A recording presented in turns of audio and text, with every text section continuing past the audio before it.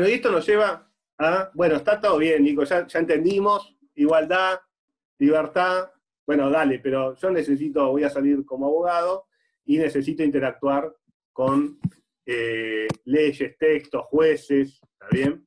Muy bien, entonces vamos a meternos de lleno al tema.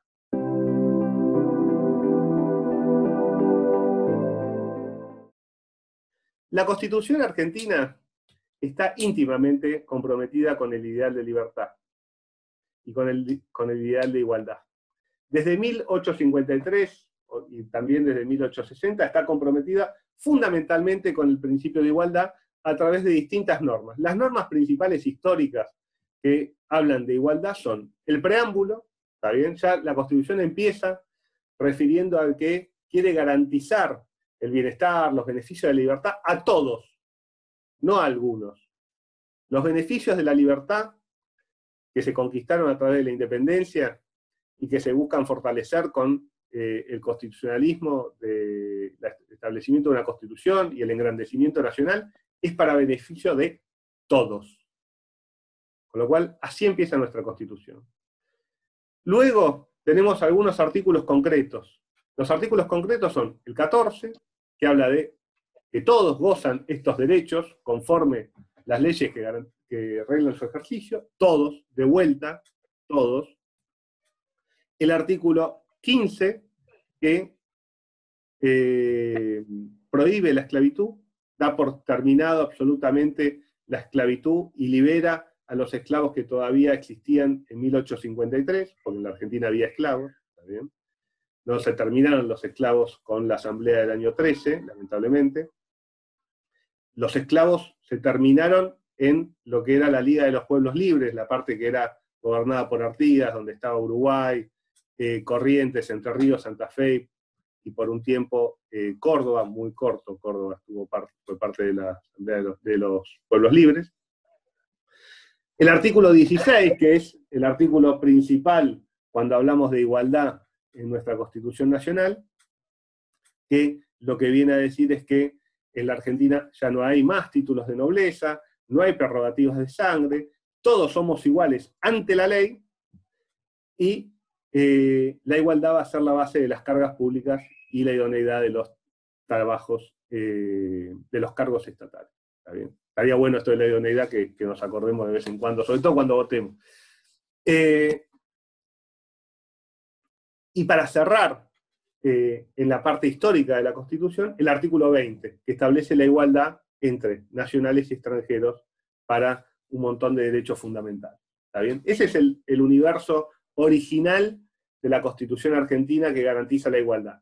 Es una Constitución que garantiza la igualdad en 1853 de una manera hiper robusta que no tenía parangón en otras constituciones de América Latina y mucho menos en Estados Unidos, ¿está bien? En Estados Unidos, por ejemplo, la cláusula de igualdad es una cláusula que apareció 100 años después y que no garantiza todo lo que garantiza la Constitución argentina. De hecho, la cláusula de igual protección de la enmienda 14, si mal no recuerdo, corríjanme si me equivoco, es una enmienda posterior a la guerra de secesión norteamericana, es mucho más parca y requiere mucha más interpretación, y de hecho las cortes norteamericanas, los tribunales norteamericanos tienen los problemas que tienen con el principio de igualdad, y de hecho si ustedes ven el derecho norteamericano, vemos ahí esta dicotomía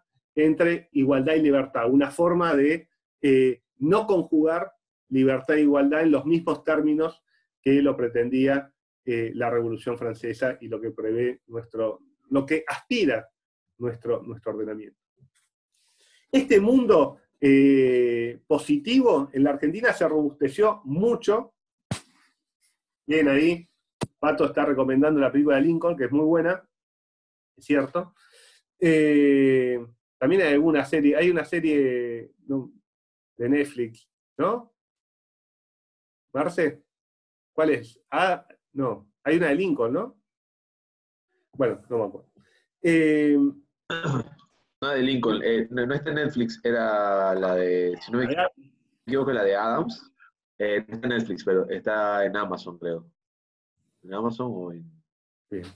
o en Hulu, en una de esas. La pueden encontrar pirata, Cuevana 3. Bien.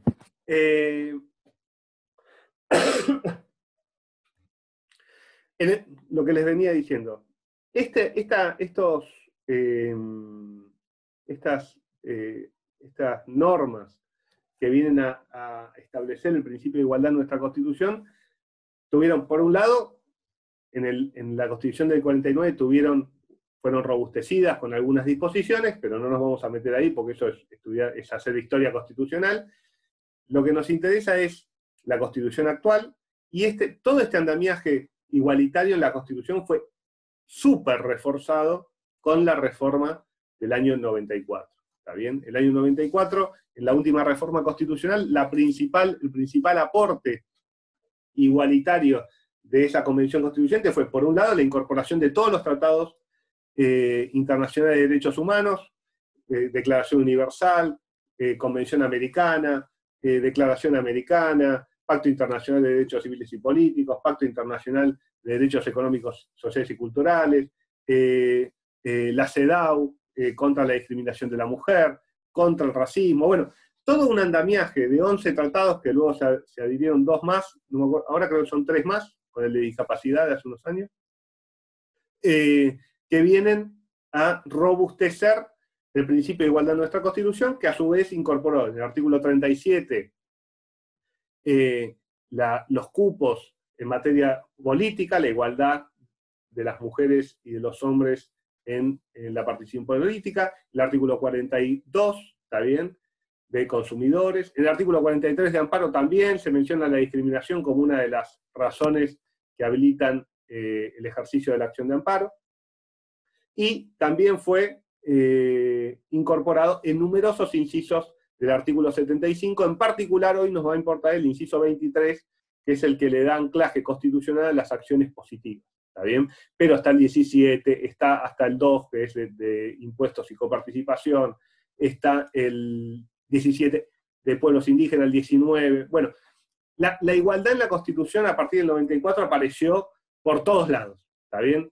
La Constitución argentina es una Constitución eminentemente comprometida con un ideal de libertad súper robusto, que lamentablemente no tiene un correlato real. Está bien, uno sale a la calle y ve que el principio de igualdad se encuentra violado en todas las baldosas de la Argentina y en todos los metros cuadrados posibles.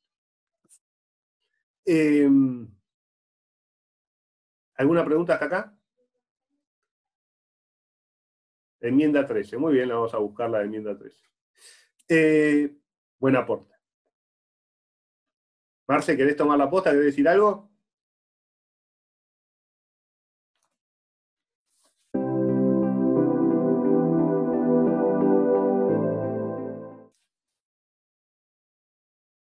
Muy bien. Bueno, esto ha tenido un desarrollo, ¿está bien? El principio de igualdad. Y básicamente vamos a ver 3 entendimientos de igualdad que se han dado a lo largo de la historia y que son 3 entendimientos que aún hoy existen, ¿está bien? No son temas de arqueología. El primer entendimiento es la Constitución del artículo 16. ¿Qué dice el artículo 16? Siempre uno tiene que tener una Constitución a mano. Esto es televisión verdad, ¿está bien?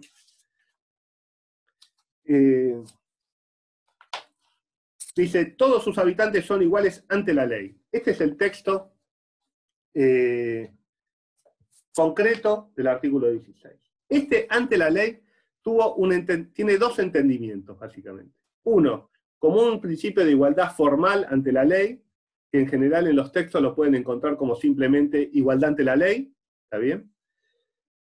Como un principio de no discriminación, que es la igualdad entendida como no discriminación, que es el segundo entendimiento de igualdad y que tiene base en este texto de igualdad ante la ley.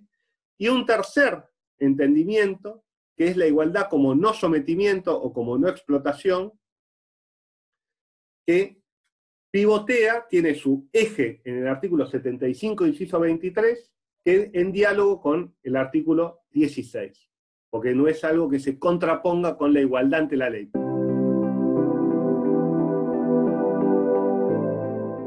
pero la igualdad ante la ley históricamente fue entendida como una igualdad de tipo formal. ¿Y qué implicaba esto? Fue un gran avance la igualdad ante la ley, aún en su dinámica formal, porque lo que implicaba es que, recuerden, veníamos del antiguo régimen, veníamos de las decisiones arbitrarias de los caudillos provinciales, otro guiño a Patricio, ya que estamos, veníamos de un sistema basado en normas y en decisiones que tenían nombres propios, ¿está bien? Las decisiones se tomaban a favor o en contra de alguien. La igualdad ante la ley lo que viene a garantizar son que las decisiones, las normas, tengan en cuenta y diferencien por categorías. Se terminaron las regulaciones con nombres propios, ¿está bien? Ahora, todos los que estén en las mismas circunstancias, los que pertenezcan a la misma categoría, tienen trato igualitario. Eso es lo que viene a garantizar la igualdad formal o la igualdad ante la ley. Por ejemplo, todos los hombres van a ser tratados de la manera X. Todas las mujeres van a ser tratadas de la manera Y. Todos los dueños de cine tendrán que pagar este impuesto. Todos los dueños de estaciones de servicio pagarán este otro impuesto. Lo que permite la igualdad ante la ley es la generación de categorías. Categorías que si uno está, lo habrán escuchado muchas veces, es igualdad en igualdad de condiciones. O sea, si uno pertenece a la categoría de iguales, tiene el mismo tratamiento. No se habilita que, por ejemplo, una regulación sobre estaciones de servicio se decida que la ESO, no sé, de Avenida La Plata y Alberdi, paga más impuestos que la Shell que está en José María Moreno y Alberdi. Eso está vedado por el principio de igualdad formal. Con lo cual, lo que habilita el principio de igualdad formal es la igualdad en las mismas condiciones. Si yo pertenezco a una determinada categoría, voy a tener el mismo trato dentro de la categoría. ¿A alguien se le ocurre algún...? Esto fue un avance enorme en el campo del respeto a la igualdad en la humanidad. No es una tontería lo de la igualdad ante la ley, aún en su faz formal. ¿A alguien se le ocurre algún problema que pueda tener este entendimiento de igualdad? ¿Algo que se le escape a este entendimiento de igualdad?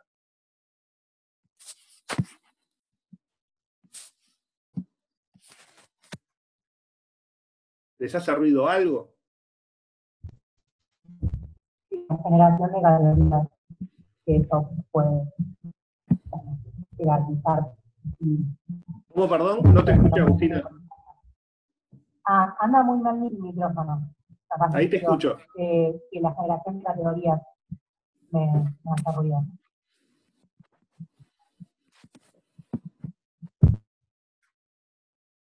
Ok, no terminé de escuchar bien, pero en la formación de categorías, ¿entendí? La generación de categorías, perfecto. Exacto. El problema está en cómo se forman, en la racionalidad y en la justicia de la formación de la categoría. O sea, en principio, el principio de igualdad formal ante la ley, lo que se preocupa es de que dentro de cada categoría sean tratados en forma igualitaria. Pero, en principio, ese entendimiento de la igualdad ante la ley fue deferente hacia la justificación o la razón que está detrás de la formación de la categoría. ¿Está bien? Con lo cual, no discutía la racionalidad de la categoría, sino que simplemente decía, dentro de esa categoría está bien. Ese es el entendimiento fundamental por el cual la Corte, por ejemplo, los Estados Unidos, determinó que estaba bien tratar en forma diferente a negros y a blancos, porque la categoría negro, a los negros se los trataba de una forma, a la categoría blanco se lo trataba de otra. Y es la base de la regulación positiva, legal norteamericana, del separados pero iguales. Ok, sí, son igualmente libres, pero los blancos tienen derecho a ir al baño X, los negros van al baño Y. como yo no le niego a ningún blanco o a ningún negro dentro de la categoría a ir a ese baño, el principio de igualdad está respetado. Entonces, así... Perdón, sí. ¿ven algún ejemplo que no sea donde pueda aplicarse la... perdón, Flor, te estoy interrumpiendo. No, eso queda todo. No. Bueno. No, déjalo que después lo limpian, no te preocupes. No te preocupes, Siento, parece. Quedó abierto el micrófono. Sí, dale, Marcelo. ¿Ven algún ejemplo donde porque el principio de igualdad ante la ley, una de las cosas que vamos a hacer acá es ver la evolución del principio, ¿sí? Y una evolución crítica. Pero ¿ven en algún caso donde solamente el principio de igualdad ante la ley pueda estar justificado? ¿Se le viene a la cabeza algún caso donde solamente el principio de igualdad ante la ley, o sea, solamente esta idea, esta noción puede estar justificado? Donde podamos crear, o sea, creemos estas categorías sin problemas. ¿Ninguna? ¿Qué pasa si les digo impuestos? Si les digo aportes impositivos, ¿ven que esta categoría puede tener problemas? O sea, puede no tener, puede ser salvada en algún caso, puede ser entendida como salvada en algún caso. Porque de hecho nuestro sistema impositivo al principio parte de esta idea de igualdad ante la ley. O sea, parte de esta idea. Ahora, hay algunas distinciones que nos hacen ruido, otras que no. Distinguir entre negros y blancos nos hace ruido. Ahora, distinguir entre ricos y pobres para ver quién paga más impuestos no nos hace tanto ruido. O al menos a mí no me hace tanto ruido. El que más tiene, más aporta. Entonces yo hago categorías de aporte. Vos ganás 100, pagás 10. Vos ganás 5, pagás 5, pagás 1. Vos ganás 1, pagás 0,10. Entonces, en ese caso, no me hace tanto ruido una distinción. Fíjense que hay algo en la aplicación de este principio que en algunos casos nos puede hacer ruido y en otros no. Entonces, no es para que, esa la idea es que no es que entiendan, este principio está mal, o sea, el principio de igualdad de la ley está mal, no, para nada. De hecho, es el primer principio de no privilegio, o sea, de no, el hecho de que vos nazcas de una forma no te va a determinar para toda tu vida. Es la primera barrera a ese capricho del sistema monárquico. Es el primer, la primera muralla que se le pone al sistema monárquico, es decir, yo beneficio a ellos van a nacer con tierra y van a morir con tierra, vos vas a nacer pobre, vas a morir pobre toda tu vida. Es el primer principio que se le pone. Y al otro principio de la ley soy yo. Lo que yo digo en un caso se va a aplicar con vos porque sos mi amigo, y en otro caso con vos no, porque sos mi enemigo. Entonces a vos te cuelgo la pica, a vos venís que y cena conmigo esta noche en el palacio. Ese principio, digamos, va a ser una primera barrera. ¿Es suficiente? No, para nada. ¿Por qué? Porque me permite aplicar cosas como decir, los negros tienen que ir al baño de negros, los blancos pueden ir al baño de blancos. Los negros tienen que ir atrás en el colectivo, los blancos pueden ir en el resto del colectivo.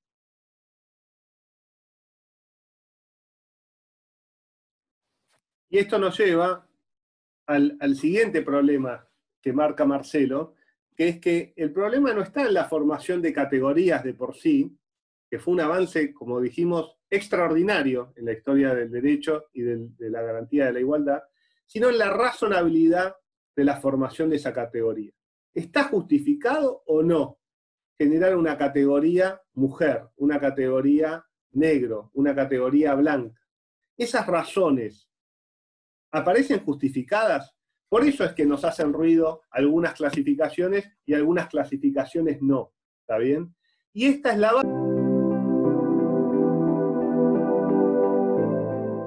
base de la diferencia entre lo que es una distinción y lo que es un acto discriminatorio. ¿Está bien? El derecho, la legislación, la toma de decisiones, todo el tiempo implica distinguir, diferenciar unos de otros. ¿Está bien? Eso, el derecho convive con eso. No lo puede prohibir porque está constituido de eso. El derecho es hacer distinciones.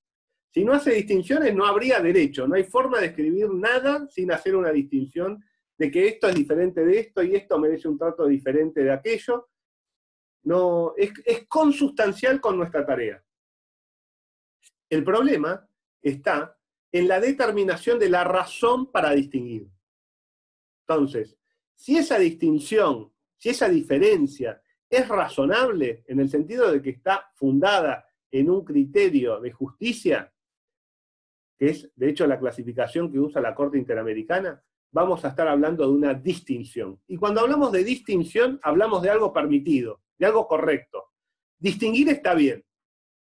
¿Cuándo distinguimos? Cuando categorizamos, cuando diferenciamos en base a categorías justas, categorías que son razonables, categorías que tienen una explicación concreta. Básicamente, si quieren acá, utilizando el principio de proporcionalidad.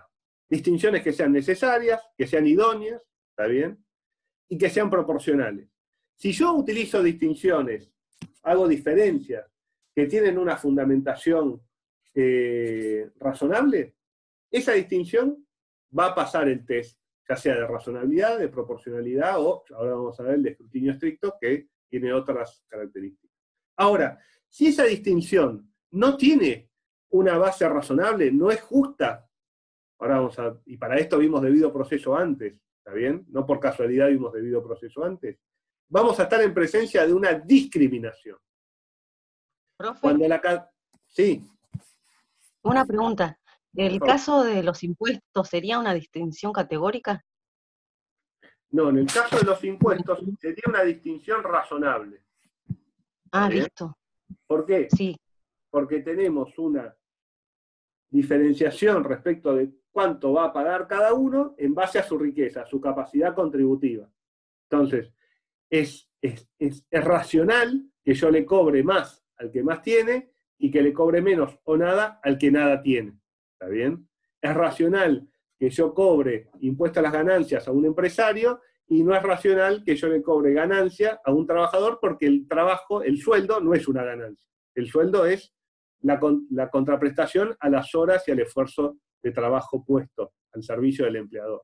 ¿Está bien? Entonces, de hecho, la pertenencia a la categoría, y esto es algo que va a resultar fundamental cuando siga avanzando Nico, la pertenencia a la categoría puede variar, ¿sí? O sea, yo hoy puedo tener 1.000.000 de pesos, mañana puedo no tenerlo. Si yo hoy tengo 1.000.000 de pesos, se me va a cobrar. Si mañana dejo de tener 1.000.000 de pesos, no se me va a cobrar.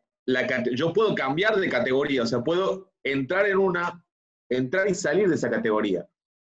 No es algo que de hecho hasta puede depender de mi decisión. Yo puedo decidir no tener más plata, o yo puedo decidir ganar más. O sea, puedo decidir en algún momento hacer otro tipo de trabajo, cambiar, y puedo modificar las circunstancias por las cuales se está haciendo la diferenciación. Hay otras circunstancias que yo no puedo modificar. Yo no puedo modificar el hecho que haya nacido en Tucumán.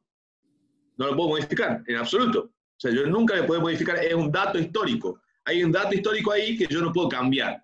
Entonces, si de repente mañana el gobierno empieza a cobrarle a todas las personas que han nacido en Tucumán un impuesto particular, yo estoy en el horno, porque nunca me puede cambiar esa circunstancia, ¿sí? No puedo modificar eso y decir, no, yo en realidad nací en Santiago, o voy a decidir nacer en Santiago, me voy a cambiar y voy a nacer... No, es un dato histórico, es un dato que es inmodificable. Lo mismo si me cobraran por ser negro, o por ser mujer, o por ser asiático, o por ser cualquier dato que sea inmodificable. Si es un dato inmodificable o un dato modificable, va a ser mucha importancia respecto a esto, a este principio al que sigue, digamos. Y a cómo vemos, y a por qué le podemos llegar a criticar al primero, a la igualdad ante la ley. Bueno, ¿en base a qué haces la distinción? ¿Haces la distinción en base a un dato modificable o no? ¿O que depende de un criterio que es razonable o no? Esto que marca Marcelo de la posibilidad de modificar el criterio es importante al momento de ver si la clasificación es razonable. igual, no consideren que todo lo que es inmodificable, que se basa en una razón inmodificable, es discriminatorio, porque no es necesariamente así, y pienso particularmente en regulaciones económicas, por ejemplo, sobre recursos naturales, ¿está bien? La provincia de Neuquén es rica en petróleo, ahora, y eso es inmodificable, pero tener un tratamiento especial respecto de esa razón de tener petróleo, que tampoco es algo que haya ganado el pueblo de Neuquén con su trabajo, no es de por sí discriminatorio y razonable. En principio depende el análisis que se haga funcional entre fin, que debe ser legítimo, y medio elegido, ¿está bien? Podemos entender de que esa clasificación es razonable. Acá vamos a aplicar de vuelta, por eso hice hincapié, en lo que vimos en debido proceso sustantivo, razonabilidad y proporcionalidad. En general, la Corte, como lo vimos en la clase de debido proceso, para regulaciones económicas aplica razonabilidad. Y para otros derechos, ya para derechos fundamentales, que no son de tipo económico, aplica la proporcionalidad. Entonces, lo que tenemos es que la distinción debe ser razonable. Si la distinción es razonable, es distinción. O sea, si la diferenciación es razonable, o sea, no es arbitraria, está fundada en una relación justa y sustancial entre la distinción que se hace y el objeto buscado por la legislación, vamos a estar en presencia de una distinción. Si la diferencia es arbitraria o no está fundada en criterios de proporcionalidad o racionalidad, vamos a estar en una discriminación. Y ahí vamos a pasar al segundo entendimiento del principio de igualdad ante la ley, que es la igualdad como no discriminación.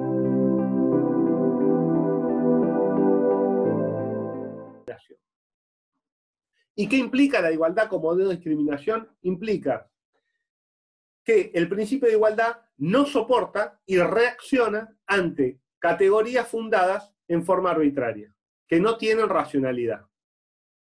El derecho, a lo largo del tiempo, ha entendido que distinciones basadas, por ejemplo, en el sexo, en la nacionalidad, en la edad, en las características físicas, en la condición racial, en la religión, que es lo que venía diciendo Marcelo respecto de que son cuestiones que uno no puede cambiar, ¿está bien? Lo que Rawls habla, el resultado de la lotería natural.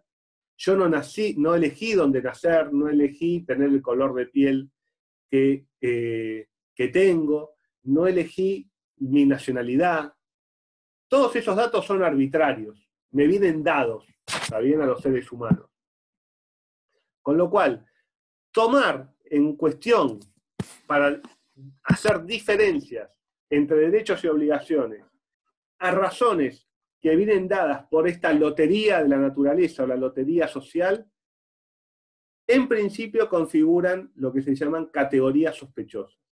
¿Está bien? O sea, como estamos comprometidos con un ideal de libertad y de igualdad al servicio de maximizar la autonomía personal y de cada uno sea el resultado de lo que quiere, de lo que eligió ser, vamos a tener cuidado con tomar decisiones sobre la base de hechos que no están causados por el propio agente, que no fueron queridos por el propio agente, de no hacerlos responsables de puntos sobre los cuales no tienen ningún gobierno. Nadie decide ser hombre o mujer, blanco o negro, ¿está bien?, o ser argentino, chileno o paraguayo. No lo elige nadie, viene dado. Con lo cual, estas distinciones, en principio, la distinción, por ejemplo, basada en el sexo, no tiene una relación de funcionalidad con un objetivo legítimo. Y esto se ve claramente en uno de los casos que tienen, que es el caso Fredo. ¿Alguien lo leyó, el caso Fredo? Y se ve claro en otro caso que tienen, que es Brown versus Board Education.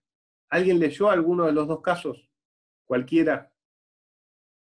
Repeto, González Delgado, no sé, ¿leyeron algo? Hoff. No, ¿no? Ok. Pueden decir no también, no hay problema, no me enojo. Cualquier respuesta es aceptada ya a las 12:30 del mediodía. Bien.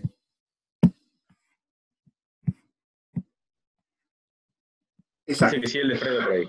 Bien. ¿Cómo? Dice que sí el de Fredo por ahí. Bien, Caterina. efectivamente. ¿Cuál era el caso Fredo? El caso Fredo era, Fredo publicaba avisos de contratación de personal que era solo hombres. Solo buscaba hombres. Cuando el caso se judicializó, no importa las condiciones, etcétera, etcétera, en el procedimiento debió explicar cuál era la razón para elegir contratar hombres. ¿En qué basaba esa diferenciación? ¿Por qué no mujeres? Y Fredo, exacto, dio como razones que había que levantar cajones de helado de 20 kilos, que había que manejar en moto a la noche, de que eso exigía conocimientos de mecánica, que era inseguro, no era para una mujer andar de noche en una moto.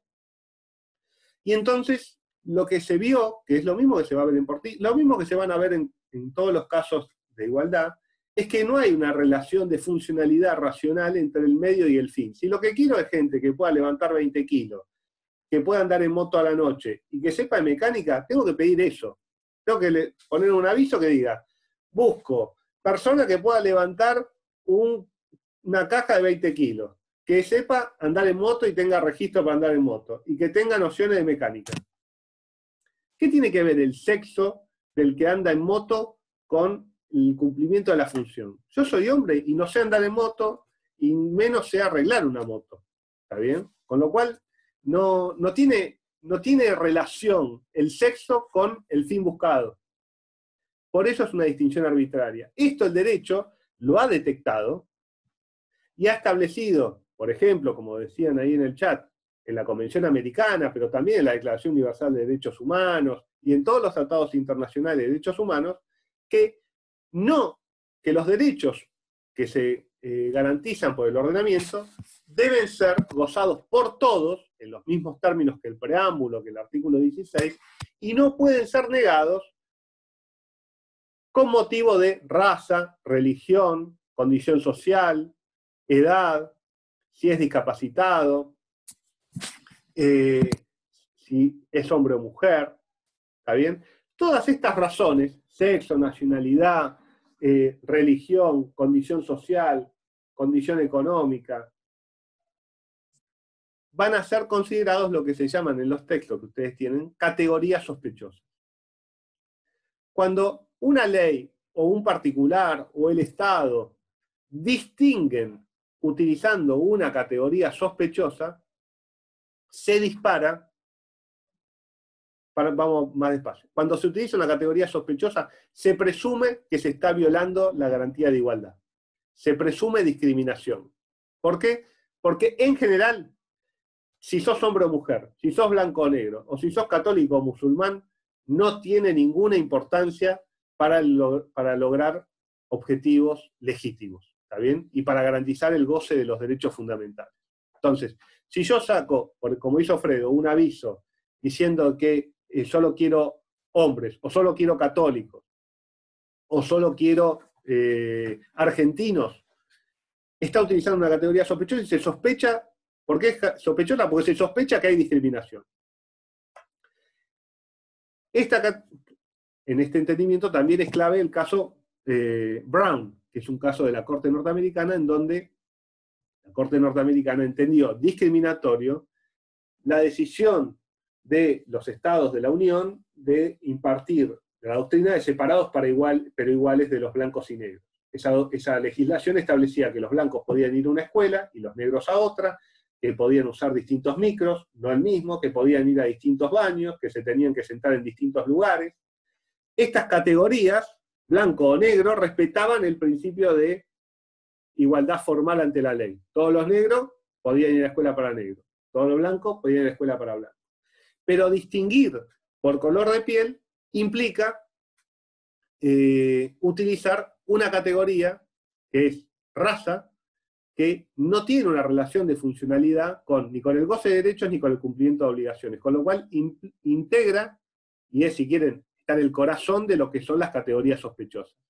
Y entonces la Corte declaró inconstitucional la doctrina separados para iguales y ordenó que los estados empiecen a establecer escuelas mixtas, integradas racialmente, ¿está bien? De blancos con negros, negros con blancos.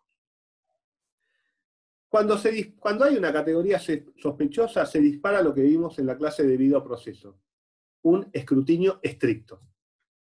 Esto implica que se presume la inconstitucionalidad de la norma o del acto, que el que tiene que demostrar que es proporcional o que es racional la distinción es el que la hace, y que si no la logra demostrar en algún interés estatal urgente e imperioso, y no logra demostrar que es el único medio para lograrlo, la decisión o la norma va a caer, va a perder y va a ser declarada inconstitucional.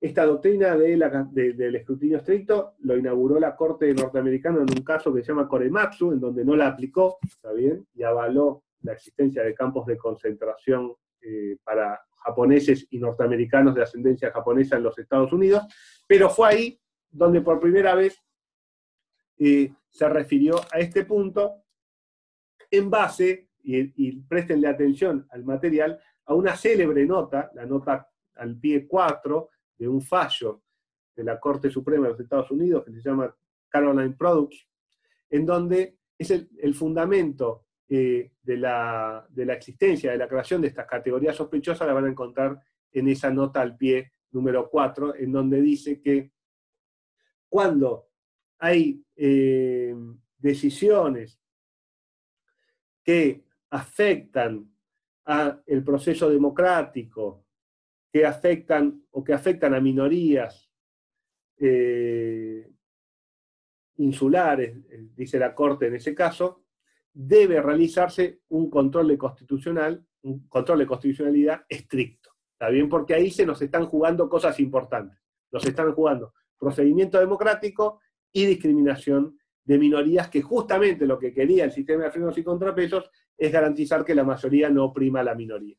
Este término de minoría deben entenderlo no en términos numéricos, ¿está bien? ¿Por qué? Cuando se habla de minoría se habla de grupos desaventajados, de grupos que son históricamente discriminados y perjudicados.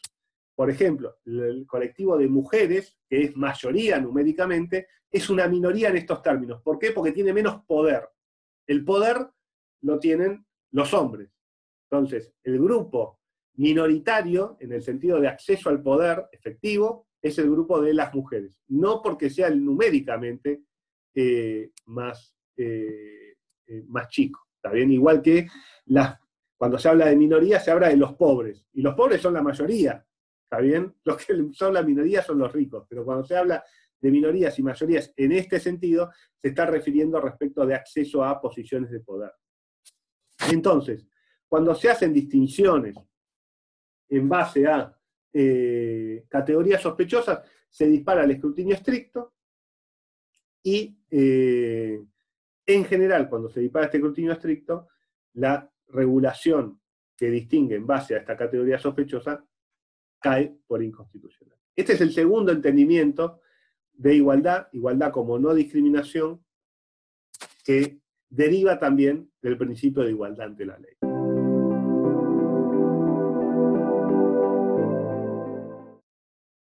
Podríamos terminar acá, de hecho durante mucho tiempo terminó acá el entendimiento de igualdad, pero lo cierto es que el principio de igualdad ante la ley formal y el principio de igualdad ante la ley como no discriminación tienen graves problemas. ¿Alguien puede detectar cuáles son? ¿Qué deja fuera? ¿Qué le falta a este entendimiento de la igualdad? Como habrán visto, son dos entendimientos claves. O sea, se nos juegan muchas cosas y estamos de acuerdo con las dos. Nos parecen centrales. Tanto la igualdad ante la ley como formal, y la igualdad ante la ley como no discriminación. Pero hay algo que queda fuera. ¿Alguien se da cuenta qué es lo que queda fuera? Nos interesa garantizar la igualdad para que todos tengan igual libertad y para garantizar el valor epistémico de la democracia. ¿Es suficiente que garanticemos que tratar igual dentro de la categoría y que las categorías sean racionales y que no haya discriminación? Ignacio dice que se garantiza el ejercicio, pero no el acceso. Bueno, algo de eso hay, y efectivamente viene por el lado, no, el acceso a la justicia viene por otro lado. Lo que viene es justamente a partir de la situación real descriptiva, como vimos al comienzo, por eso es tan importante tener en cuenta las distintas dimensiones. Sí, Pato. ¿Qué tal? ¿Cómo andan?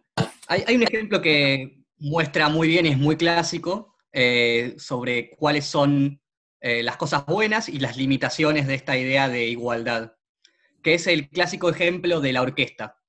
Entonces, nosotros queremos elegir a los mejores violinistas para nuestra orquesta, y ponemos un aviso, llamamos a todas las personas que estudien violín, y las vamos, como queremos ser justos, vamos a vendarnos, vamos a poner un telón, los jueces, los jurados, no van a ser, saben que ellos tienen prejuicios, saben que piensan que tal vez que las mujeres deberían tener cierto rol, o que los negros deberían tener cierto rol, y como saben que tienen esos prejuicios, ¿qué es lo que hacen para ser justos, para cumplir con la igualdad? Ponen un telón, ponen una alfombra en el piso, así no ven cuáles son las características de las personas que van a evaluar. Y, por lo tanto, llegan todas las personas, tocan, y eligen efectivamente a los mejores. El tema es que cuando vemos a quienes elegimos, es muy probable que seguramente sean hombres, blancos, de cierto estrato social. Por lo tanto, lo que pareciera ser justo en un inicio, es decir, ser ciegos a las diferencias, generalmente va a terminar en un resultado que nos parece injusto. Es decir, todos los políticos van a ser hombres, todas las personas que llegan a espacios de poder van a ser hombres, van a ser de cierta clase social, van a ser con ciertas características, por ejemplo, blancos. No va a haber una persona que haya llegado desde una villa. Entonces, el ejemplo típico de la orquesta nos muestra que, a pesar de que tiene muy buenas intenciones, de que lo que busca es ser ciego a estas diferencias o estas características que nos parecen arbitrarias, el resultado es un poco lo que quería decir Ignacio, creo que era, los que llegan efectivamente a esos espacios de poder terminan siendo siempre los mismos. A pesar de que no hicimos distinciones, terminamos con el mismo resultado que con el que iniciamos. Para eso, justamente, para evitar ese resultado, necesitamos un entendimiento de igualdad que nos permita salir de una posición pasiva. Si ustedes se fijan, tanto no discriminación como igualdad formal, son dos posiciones, dos entendimientos de igualdad en principio pasivos. Necesitamos que el Estado se comprometa para garantizar que esa igualdad, esa desigualdad real, implique un paso, un camino hacia ese deber ser de trato igualitario, de esa equiparación y de esa no explotación.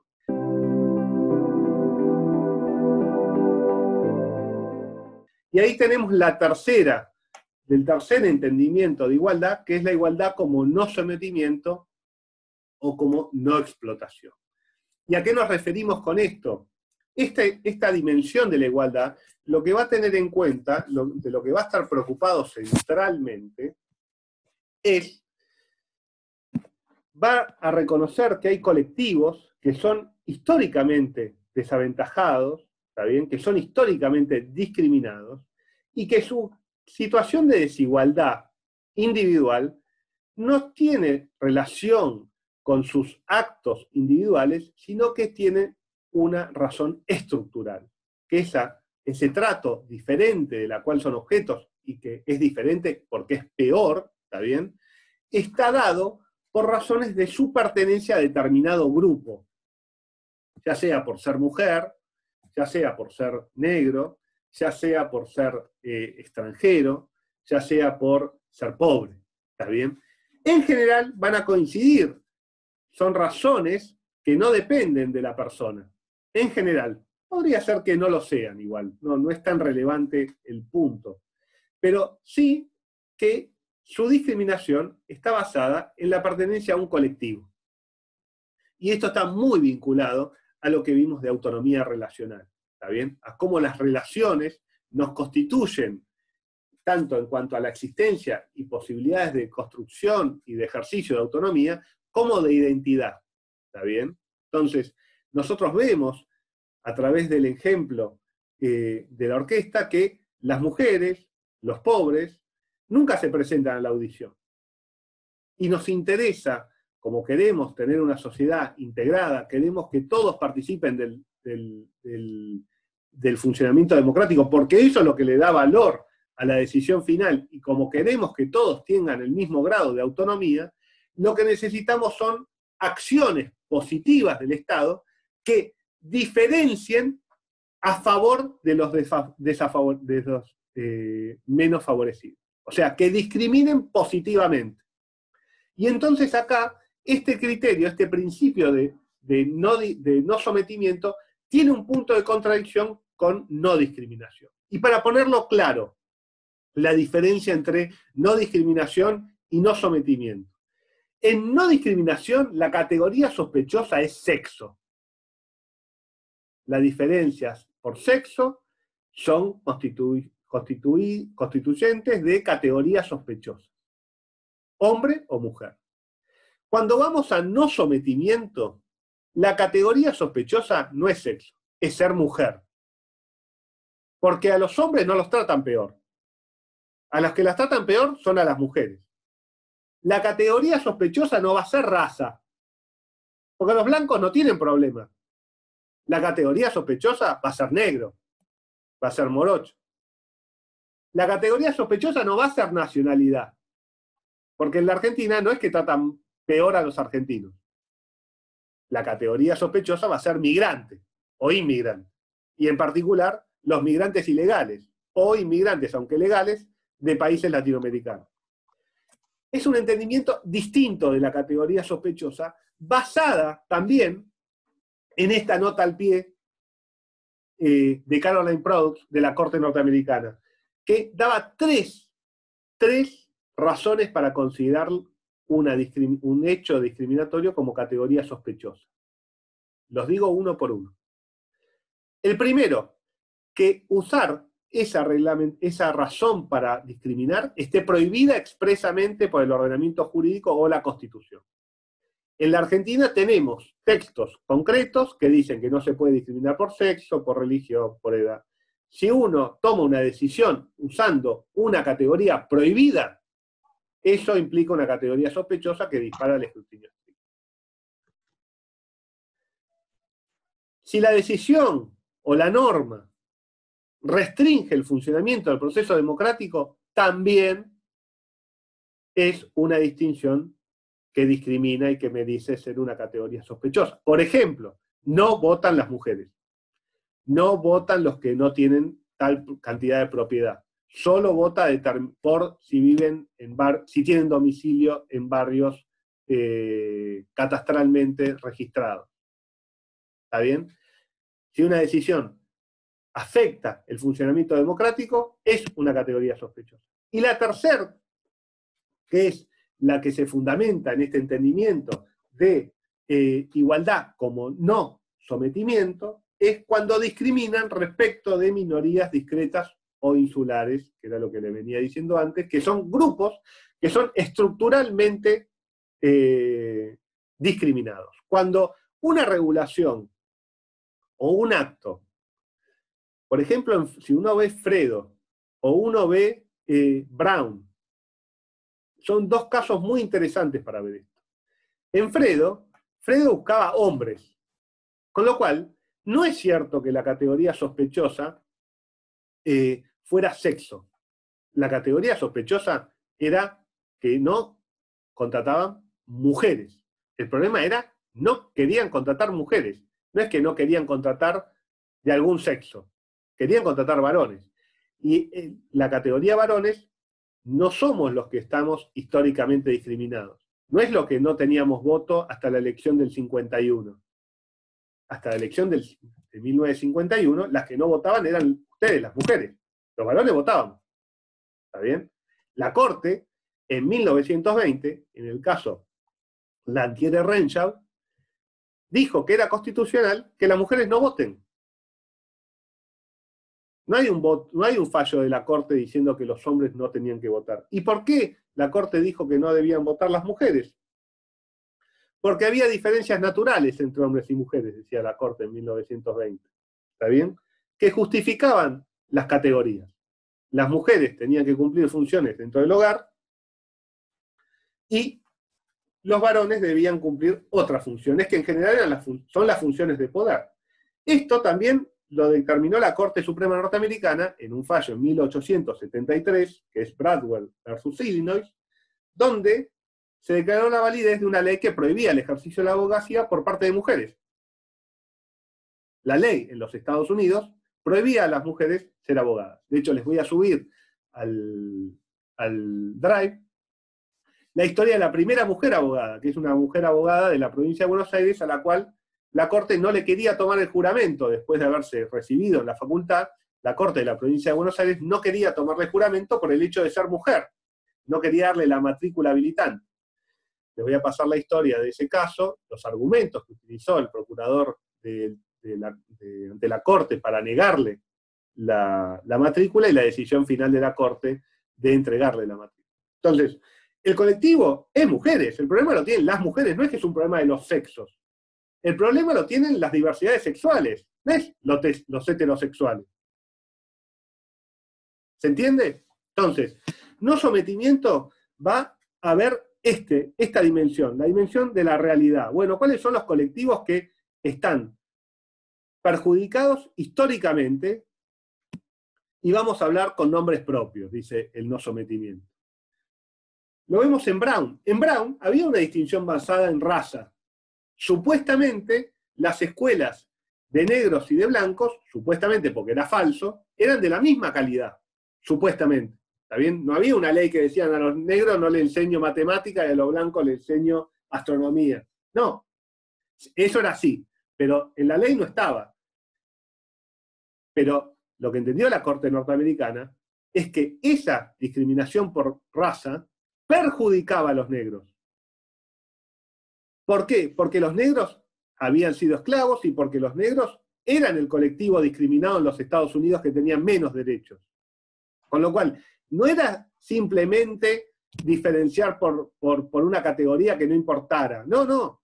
Implicaba generar y mantener un sentimiento de inferioridad de los negros, que no podían ir al mismo baño o sentarse en el mismo micro que los blancos. ¿Está bien? Con lo cual, no era simplemente la raza, era ser negro. Ser negro era ser inferior. Y esa diferenciación manifestaba la inferioridad de los negros respecto a los blancos. En eso se funda la idea de la igualdad como no sometimiento.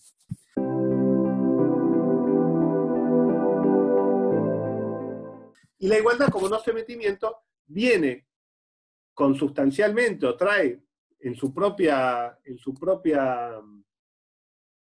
dinámica la existencia de acciones positivas, ¿está bien? De acciones como se denominan de discriminación inversa, como por ejemplo las leyes de cupo, ¿está bien? Que se dan en la política o en los trabajos. Estas leyes de cupo, por ejemplo, que establecen que las listas tengan que ser, por ejemplo, las listas para elecciones políticas deben ser 50% hombres y 50% mujeres, implican discriminar por sexo. ¿Ven este punto? Las acciones positivas implican una violación de la igualdad como no discriminación. Porque si yo voy a decir que las mujeres van a tener derecho por ser mujeres, implica distinguir por sexo. ¿Está bien?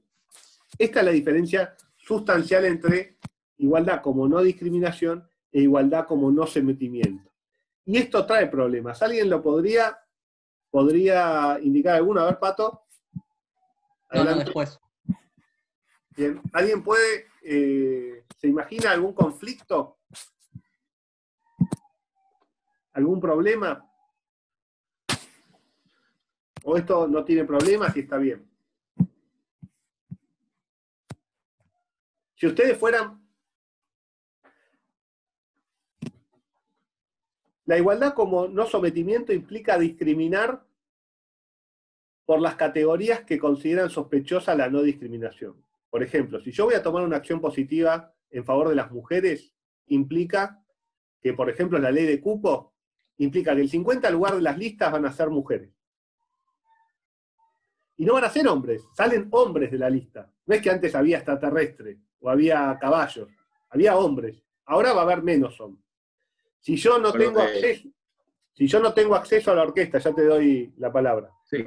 Para usar el ejemplo de la orquesta que usó Patricio, que es el que tiene en el texto de Saba. Si yo lo que quiero, no me satisface ser ciego, porque no llegan mujeres, no llegan negros, no llegan minorías sexuales, no llegan minorías raciales, yo lo que necesito es traer esos ausentes. Y tengo un bandoneón, no tengo 100 bandoneones. Y si tengo 5 bandoneones, tengo 5 bandoneones. Hasta ahora tocaban el bandoneón 5 blancos, 5 hombres blancos. Y yo quiero que haya mujeres y que haya diversidad racial, con lo cual, 2 bandoneones no van a ser tocados por blancos. Un bandoneón, una bandoneonista quiero mujer y una bandoneonista quiero que sea de otra raza. Con lo cual, hay 2 varones que quizás tocan mejor el bandoneón, que no van a ser elegidos para la orquesta. Si se presentaran todos bajo el velo de ignorancia, con el telón y la alfombra, nosotros de buena fe, sin discriminar, elegiríamos a los varones blancos, porque tocan mejor. Sin embargo, como no sometimiento, vamos a elegir a gente que toca peor. ¿Por qué? Porque queremos terminar con una situación de desigualdad estructural. ¿Se entiende el punto? Sí, Pato. No, bueno, o sea, eso lo muestra muy bien el fallo Bake. Exacto.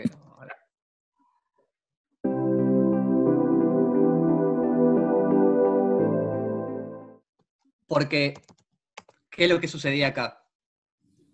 Ustedes saben que llegar a la universidad en Estados Unidos es no solo muy difícil, sino también muy caro.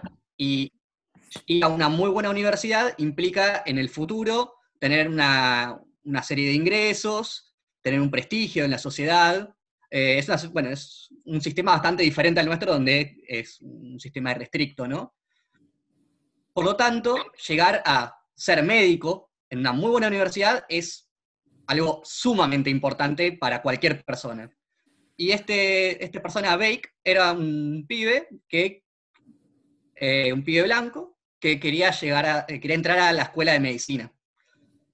Y ustedes saben que hay un cupo para entrar, digamos. Es decir, no es que entran todas las personas que quieren entrar, sino que solo se admiten a una determinada cantidad de personas. Y él tenía muy buenas credenciales. Le ha ido muy bien en los exámenes de ingreso. Y aplica. ¿Y qué pasa? Queda cortado. Él saca un 7 y por una cuestión de preferencia o de cupo para personas afroamericanas, una persona que se haya sacado menos en el examen de ingreso entra en lugar de él. Él se había matado para entrar ahí. Y entrar ahí era sumamente importante para el resto de su vida. Y sin embargo, le ha ido bastante bien y no entró por una cuestión, ¿por qué? Por los cupos raciales. Entonces, parecería que él tiene un muy buen reclamo para decir, che, a mí ustedes están queriendo resolver una discriminación del pasado hacia los negros, y yo de hecho no tengo ningún problema, diría él, contra los negros. Yo nunca los discriminé, mi mejor amigo es negro, pero a mí ustedes me están coartando las posibilidades en el resto de mi vida, en mi futuro. ¿Por qué? Para darle a una persona que está por debajo de mis calificaciones. Además, tengamos en cuenta el criterio, cuál es el primer criterio de la igualdad, y de hecho el que está en nuestra Constitución. ¿Cuál es el primer criterio que mide igualdad o que mide acceso a cosas? La idoneidad. O sea, si soy mejor o no. Si soy idóneo, si soy mejor, tengo que ser el elegido. O sea, en este caso el criterio, si me están tomando un examen, lo que están evaluando no es qué raza tengo, me están evaluando cuánto sé del tema y cuán mejor que los otros soy. Entonces, si están evaluando idoneidad, ¿por qué terminan cortándome por algo que no es idoneidad? O sea, ¿por qué terminan haciendo un corte por algo que... El reclamo de Bake es legítimo, o sea, tiene legitimidad su reclamo. Él dice, che, estamos midiendo, me están tomando el examen, si no supieran ni mi nombre ni mi apellido, yo hubiera pasado igual. Si ustedes no supieran nada sobre mí, solamente lo que yo puse en el examen, yo pasaba. Ahora, si me empiezan a mirar a la cara y ven que soy blanco, y al otro le vienen a la cara y ven que es negro, me terminan perjudicando a mí que soy mejor. ¿A alguien le ha servido o no? ¿Ah? Porque, ojo, este argumento también se utiliza, o sea, el argumento utilizado por Bake es el que utilizan muchas personas de la política argentina para decir, yo no es que entro acá porque soy más lindo o más feo, entro acá porque soy mejor en política, porque yo hice una carrera política, me rompí la cabeza, me recibí, caminé los barrios, la gente me conoce, la gente me vota. Es la gente la que decide que yo soy idóneo. ¿Por qué van a poner una mujer por delante mío? ¿O por qué yo voy a quedar fuera de la lista por una mujer? Si yo soy más idóneo que ella. Si yo tengo más idoneidad que ella. Y se dan cuenta que además la distinción viene dada por una razón de lotería natural. Yo no elegí ser varón. Bake no eligió ser varón y blanco. ¿Está bien? Con lo cual, el punto de Bake se calza perfecto en la igualdad entendida como no discriminación. Sin embargo, en los términos de igualdad como no sometimiento, depende cómo entendamos la igualdad, se va a resolver el caso de Bake. ¿Está bien? Si les parece, son la 1, podemos dejarlo acá. Ustedes piensen este problema, lean el material que tienen, en particular el texto de Saba, ¿está bien? Y también le sumamos un texto nuevo, que es el texto más actualizado sobre igualdad en la doctrina argentina, que es un texto de nuestra Constitución última comentada, que sacamos el año pasado, que es un muy buen artículo. Si quieren, le sacamos un material obligatorio, podemos sacar el texto de Bulco si quieren, pero igual como es un examen domiciliario, a ustedes les sirve tener más material, ¿está bien? No es que les saca. Analicen esto, piénsenlo, y arrancamos la próxima clase cerrando esta discusión, o por lo menos abordando esta discusión, y entramos con todo en el tema de aborto. En los dos casos vamos a tener derechos que ponderar. Por eso es relevante usar los dos casos para la clase de repaso y atarlo también con debido proceso y el resto de los temas que vimos como previo al examen. ¿Les parece bien? Hagan el esfuerzo de leerlo. Justo después de la clase empieza, se carga el trabajo práctico evaluativo, con lo cual es el momento de ponerse a leer si vienen retrasados. Sí, Marce. Una respuesta, Ignacio, que ha preguntado, ¿sería que el cupo suplanta el mérito?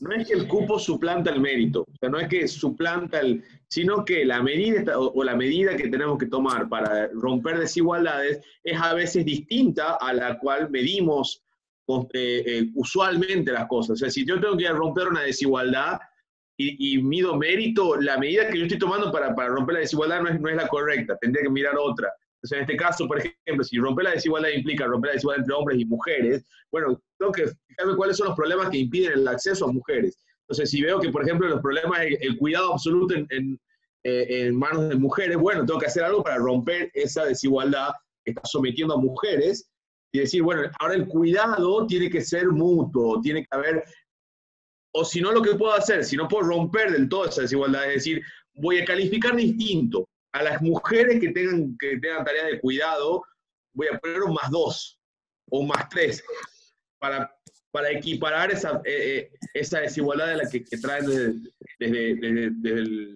de su antecedente social, de su propia situación vital. Piensen formas de resolver este problema, los argumentos tanto de no discriminación como de no sometimiento, qué respuesta le darían al caso Bake, y volvemos el miércoles que viene. Le dejamos abierto esto, total tenemos una clase más, y así no, creo que ya es suficiente, 2 horas de clase es mucho, ¿está bien? Y nos da la posibilidad de que dejarles el tema abierto y que lo mastiquen, y lo tratamos entre todos el miércoles que viene. ¿Les parece bien? Y si les parece mal, esto de democracia tiene poco, así que es más una pregunta retórica que otra cosa. Así Silencio, que, consentimiento. ponele, sí. Bueno, les mando un abrazo grande a todos, lean, miren los videos, vamos a seguir subiendo videos, se está preparando un video más de autonomía emancipatoria, se van a subir también videos sobre igualdad que están en producción, ¿está bien? Con lo cual, nos vemos el miércoles que viene a las 11. ¿Está bien? Les mando un abrazo grande, muchas gracias por prender las cámaras, muchas gracias por participar, y bueno, cárguense de conocimientos, métanle pilas, y sacamos una buena clase el miércoles que viene, y también aprovechan para sacarse todas las dudas que tengan, ¿está bien? Porque va a ser el momento para preguntar. Les mando un abrazo enorme a todos, cualquier cosa, no duden en contactarse por mail o a través de los tutores. Les mando un beso. Adiós.